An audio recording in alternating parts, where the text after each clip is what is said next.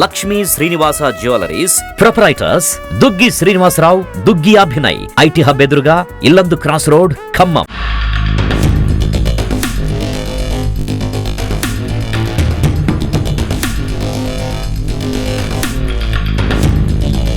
నా పేరు K Ravibabu, district intermediate education officer Khammam.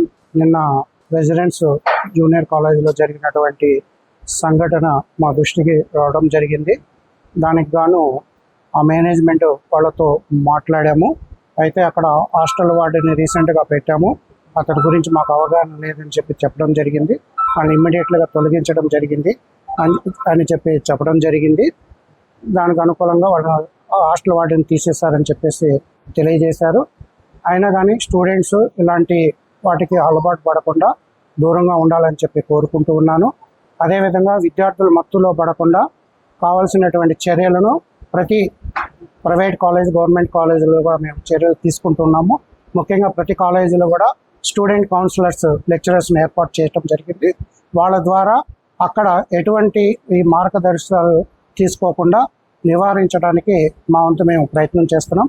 అదేవిధంగా ఇంటర్మీడియట్ బోర్డు వాళ్ళు కూడా టెలిమానస ద్వారా విద్యార్థులలో మానసిక ఒత్తిళ్ల నుంచి బయటపడటానికి సైకాలజిస్టులను ఏర్పాటు చేయడం అనేది జరిగింది. వాళ్ళ ద్వారా కూడా వాళ్ళకు కావాల్సినటువంటి డౌట్స్ని నిర్వినియం చేసుకోవడానికి ఇది ఉపయోగపడటం అనేది జరుగుతుంది. కాబట్టి విద్యార్థులకు మేనేజ్మెంట్ చేసేది ఏంటంటే ఇలాంటి సంఘటనలు పునరావృతం కావద్దు.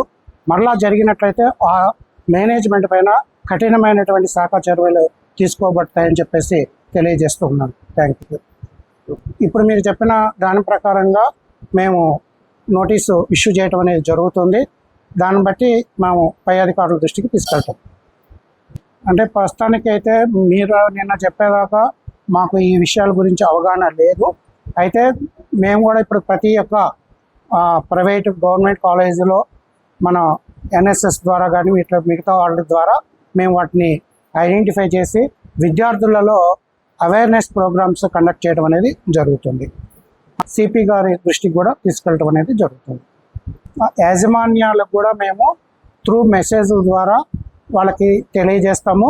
ఇలాంటి సంఘటనలు పునరావృతం అయినట్లయితే శాఖాపరమైనటువంటి చర్యలు తీసుకొనబడతాయని చెప్పేసి వాళ్ళకి తెలియజేస్తాం. మావైతే ఆకస్మికంగా తనిఖీలు నిర్వహించడం అనేది జరుగుతుంది. ప్రతి ఒక్క ప్రైవేట్, గవర్నమెంట్ కాలేజెస్ విజిట్ చేస్తూనే ఉన్నాం.